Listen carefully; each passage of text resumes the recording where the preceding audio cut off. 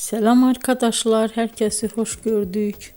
Bugün sizler için sevilen oyuncularımız Birce Akalay ve İbrahim Çelikkol'dan güzel sempatik fotolar hazırladık.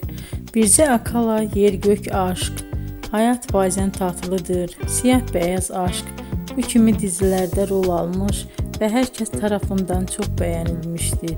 Biz de sizler için onların sempatik karelerini hazırladık. Yeni videolar görmek istiyorsanız kanalımıza abone olup bol bol yorum yazmayı, sona kadar izlemeyi unutmayın. Bizden bu kadar. Hoşça kalın.